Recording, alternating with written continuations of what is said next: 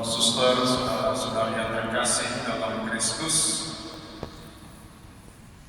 dalam masa Natal itu ada dua perayaan penting yang selalu memiliki keterkaitan. Yang pertama ialah perayaan Natal itu sendiri pada tanggal 25 Desember, dan yang kedua ialah Hari Raya Epifani, penampakan Tuhan. Kedua perayaan ini memiliki pesan yang amat mendalam, yaitu menyatakan bahwa Tuhan hadir dalam hidup kita. Karena Tuhan hadir dalam hidup kita, maka kita perlu datang kepada Tuhan. Datang tentu dengan punya tujuan untuk menyembah, untuk memuliakan, dan juga untuk mempersembahkan diri kita kepada Tuhan. Jadi dalam rangka pengantar dan juga pada hari ini kita juga bersama merayakan pesta imamatnya Romo Heri dan Romo. Kalau kita melihat baca pada hari ini, itu yang dipersembahkan apa? Emas, minyak, dan Romo Ramusa tidak punya emas. Punya apa namanya, persembahan yang mahal-mahal tidak punya saya rasa. Tapi apa yang menarik ialah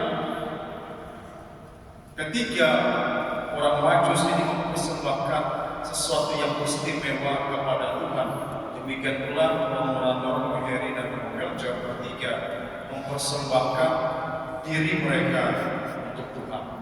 Itu persembahan yang lebih mahal dari emas, lebih mahal dari kemenyan dan mur. Ya ada juga emasnya, emas tanah. Di atas sedikit emasnya. Saudara-saudara yang terkasih, kalau kita melihat bersama dalam bacaan pada hari ini, mengapa mereka mempersembahkan persembahan kepada Tuhan? Itu karena mereka mengalami sesuatu bahwa Tuhan itu benar-benar penting, bahwa Tuhan itu benar-benar berkarya dalam hidup mereka. Maka setiap kali kita merayakan pesta penampakan Tuhan Epifani, selalu dua hal penting yang disebutkan di situ. Pertama ialah bintang dan orang Majus. Orang Majus ini bukan hanya kehadiran mereka, tapi persembahan diri mereka. Saya menyimpulkan keduanya ini dengan satu kata, yaitu perjalanan iman. Bagaimana orang Majus ini dapat sampai ke Bethlehem? Itu karena ada yang menuntun. Apa yang menuntun? Bintang. Dulu nggak punya GPS, nggak ada Google Map, nggak ada. Ya, sekarang gampang. Pergi kemanapun, kalau bingung belum tahu tempatnya, buka HP, pasti dapat. Jadi ada yang menuntun, mengarahkan kita untuk sampai kepada tujuan itu. Kalau kita melihat bersama, bisa nggak hitung bintang di langit? Nggak bisa.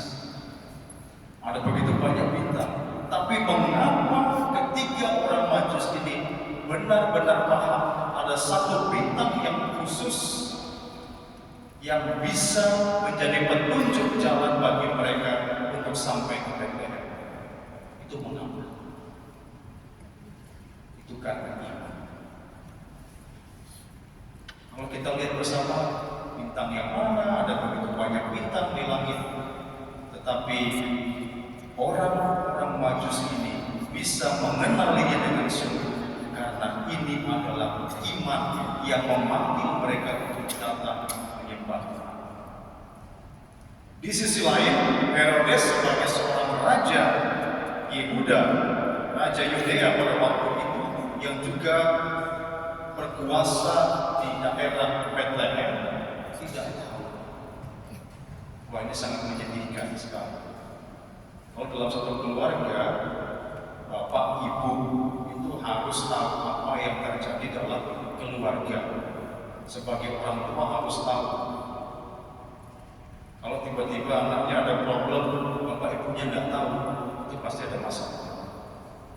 Entah itu mereka masalah relasi mereka, atau mungkin orang tua yang tidak peduli. Karena itu lingkungan yang paling dekat. Demikian pula Herodes, lingkungan yang paling dekat dengan dirinya, dia tidak tahu apa yang terjadi.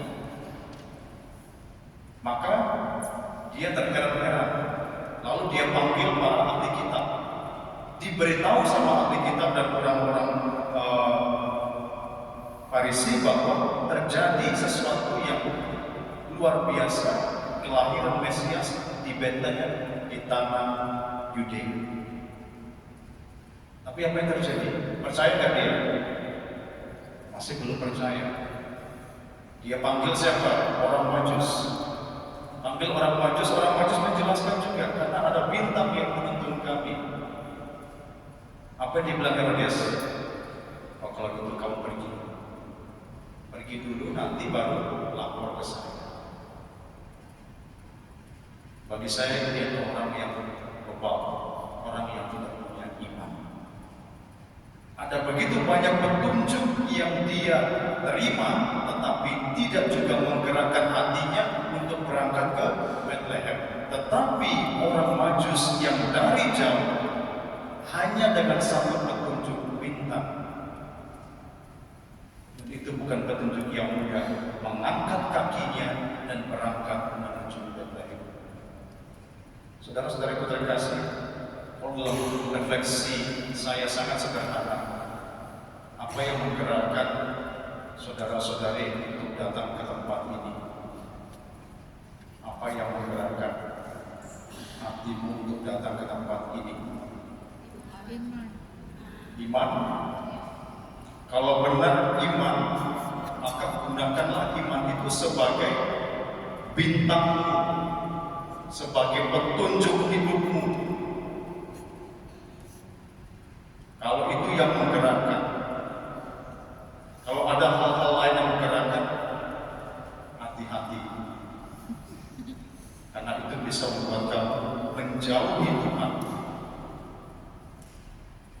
Saudara-saudaraku terkasih, orang-orang Majus ini memberikan teladan bagi kita bersama bagaimana kita mengikuti Tuhan. Mungkin ada yang tinggal sekitar ini gampang aja tinggal bangun jalan ke gereja.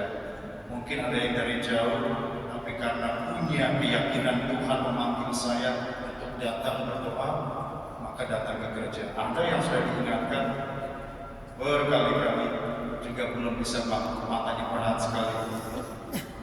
Sepertinya ditutup sama bantal atau balok di matanya, tidak bisa buka, tidak bisa berangkat ke gereja. Jadi saudara-saudari terkasih, ingatlah setiap kali Tuhan memanggil kita untuk berangkat, angkat kakimu dan melangkahlah menuju ke gereja. Jangan seperti Herodes, sudah diingatkan, diberitahu, apa yang dia bilang, pergi dulu lah, nanti saya menyusul. Tapi tidak pergi juga.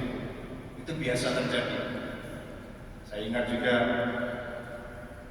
pernah waktu saya jadi pelajar, saya bilang ke teman-teman, belum siap-siap ke gereja kan? Kok masih siap latihan? Berangkat dulu dah. Saya sampai di kapel, dan muncul juga batang ibu. Jadi seringkali kita pun seperti Herodes, suruh orang untuk ke gereja, tapi kita sendiri tidak melangkahkan kaki ke gereja. Poin kedua yang mau saya sampaikan dalam perayaan hari ini adalah ketika kita sudah sampai ke tempat di mana kita tuju, tempat yang diminta oleh Tuhan untuk datang, apa yang kita buat? Orang Majus ketika dia sudah sampai ke tujuannya, apa yang dia buat?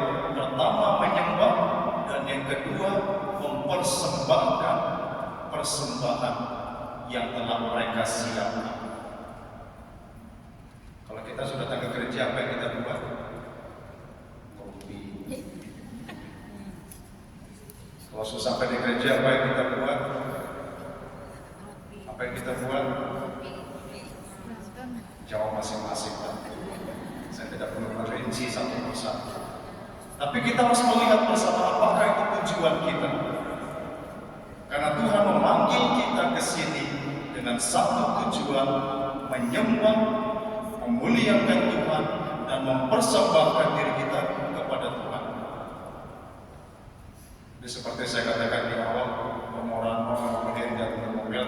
mempersembahkan diri dalam panggilan, dalam hidup pelayanan.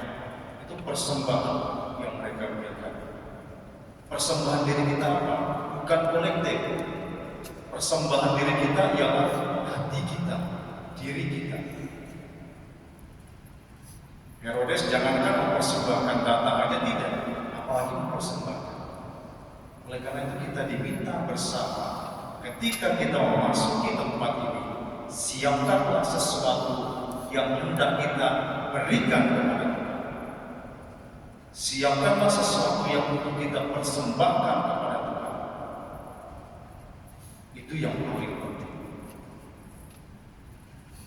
Yang itu ialah hati kita, diri kita.